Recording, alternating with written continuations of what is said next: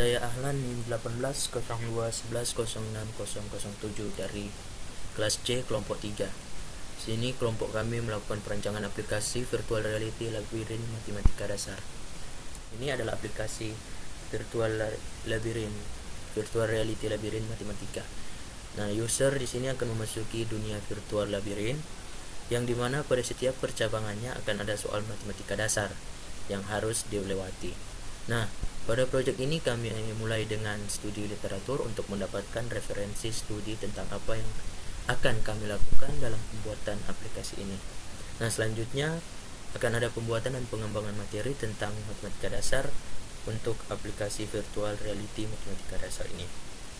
Untuk pengembangan aplikasi VR labirin matematika dasar ini, kami menggunakan model ADDIA.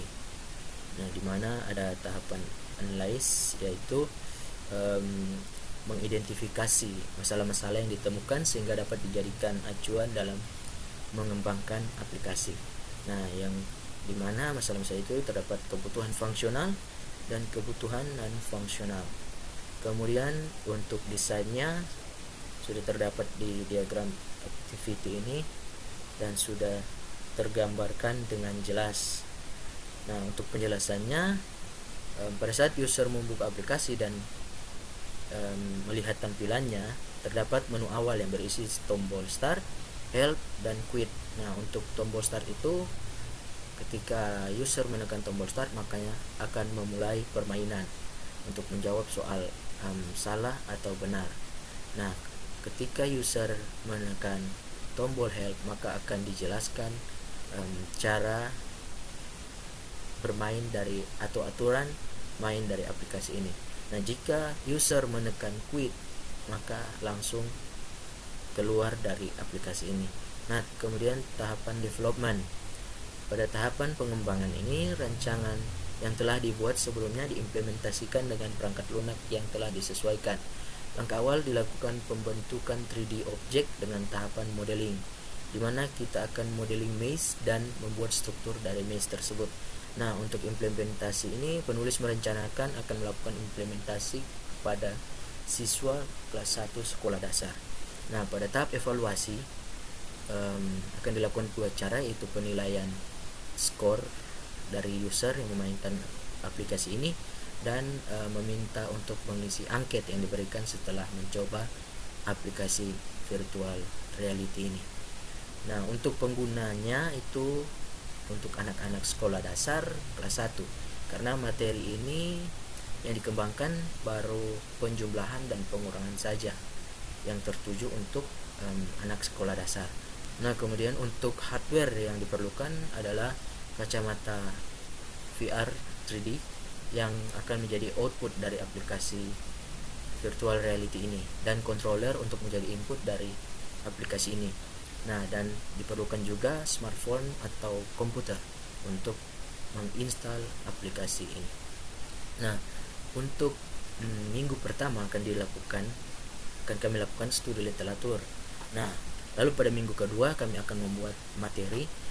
Minggu selanjutnya, minggu ketiga, minggu keempat, dan minggu kelima akan dilakukan pengembangan aplikasi, dan minggu yang terakhir akan dilakukan implementasi dan uji coba. Nah, untuk selanjutnya, exploring design principle in virtual reality. Nah, user akan dimuat di dalam menu loading untuk memulai game. Nah, untuk membuat fokus user terhadap soal, maka tampilan soal akan dibuat semenarik mungkin sehingga user bisa fokus dengan permainan atau aplikasi ini. Nah, untuk zona nyaman dalam menggunakan aplikasi ini yaitu menggunakan kacamata 3D. Saat objek mendekati wajah, maka mata akan mulai tegang untuk fokus padanya. Sekitar 0,1 atau lebih dekat biasanya jarak di mana ketegangan ini mulai terjadi. Oculus merekomendasikan jarak minimum setidaknya 0,75 meter untuk mencegah ketegangan terjadi, dan 10 meter untuk jarak maksimal virtual. Nah, sekiranya itu untuk zona jarak aman dalam menggunakan aplikasi ini. Nah, untuk selanjutnya, user tidak dapat memutar-mutar world untuk menghindari simulator sickness dan tidak dapat keluar dari world. Nah, user hanya bergerak dalam pad di dalam maze dengan mengikuti lorong jawaban yang benar. Di dalam maze, jika memasuki lorong yang salah, maka health point akan berkurang dan akan mengakibatkan haptic feedback via controller. Nah, aplikasi ini menggunakan sistem penandang user sebagai POV dalam aplikasi. Untuk mencegah hal ini, maka movement dari player akan diperlambat dan akan diberikan arah kepada user untuk tidak menggerakkan kepala secara cepat dan gerakan berputar. Nah, akan dilakukan uji coba secara berkala dan latihan kepada pengguna supaya hasil dan experience yang didapat dari pengguna untuk lebih baik ke depannya.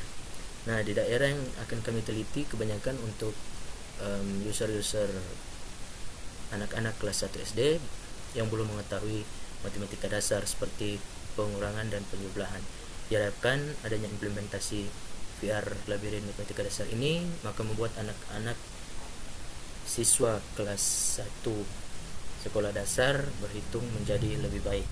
Nah, selanjutnya perancangan aplikasi augmented reality pengenalan hewan. Nah, aplikasi yang dikembangkan ini yaitu aplikasi AR pengenalan hewan, di mana dengan menggunakan beberapa poin yang akan dijadikan marker sebagai penanda untuk memunculkan hewan sesuai marker yang disediakan. Nah, media yang menunjang di sini yaitu smartphone. Nah, untuk tahap pengerjaannya pada minggu pertama dilakukan studi literatur, minggu kedua dan ketiga pembuatan marker dan desain hewan, sejak minggu keempat, kelima dan keenam dilakukan pengembangan aplikasi, dan minggu ketujuh dilakukan implementasi serta uji coba.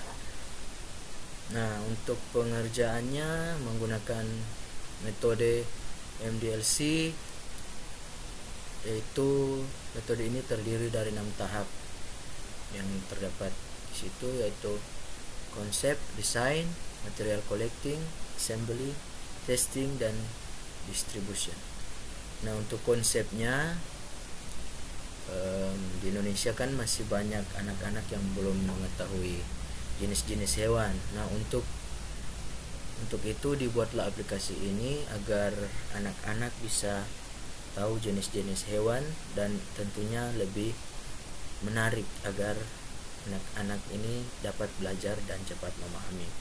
Nah, pada tahap yang kedua yaitu perancangan, di sini sudah ada flowchartnya, sudah ada diagram activity-nya. Nah, kemudian pada pembuatan tahap ini kami membuat aplikasi AR pengenalan hewan dengan berdasarkan konsep dan perancangan di atas. Untuk uji coba tahapan ini, aplikasi AR pengenalan hewan ini diuji coba sebelum akan dilakukan implementasi pada anak-anak. Nah, untuk memulainya user dimuat dalam modul loading untuk memulai aplikasi ini. Kemudian untuk membuat hasil 3D dari hewan ditampilkan lebih nyata, maka peran pencahayaan sangat penting di sini. Intensitas cahaya di ruangan tidak boleh melebihi intensitas warna dari 3D model hewan, karena itu bisa menyebabkan efek 3D-nya akan hilang. Nah, untuk mendapatkan efek scan dari marker yang lebih jelas, maka kamera smartphone harus dapat menangkap keseluruhan marker di mana jarak terbaiknya kurang dari 25 cm. Nah, kemudian mobile device interaction. Nah, sistem yang akan menjadi dasar untuk tampilan 3D-nya adalah maker, titik-titik deteksi tertentu yang berguna untuk memudahkan kamera dalam mendeteksi marker dengan jarak tertentu. Nah, sudah tertulis jelas di sini. Nah, untuk interface-nya hanya memiliki satu tampilan menu di mana akan langsung diarahkan ke kamera untuk melacak marker yang akan menampilkan visual 3D hewan. Nah, di dalam aplikasi ini akan dikembangkan tampilan visual 3D-nya adalah hewan beserta deskripsi singkat tentang hewan tersebut. Nah, untuk uji cobanya dilakukan secara berkala pada marker dan sistem pembaca marker supaya ketika diimplementasikan menjadi lebih baik. Nah, untuk di daerah yang akan diteliti kebanyakan untuk anak-anak yang tidak mengetahui tentang nama dan jenis-jenis hewan. Diharapkan implementasi ini dapat membuat pemahaman anak-anak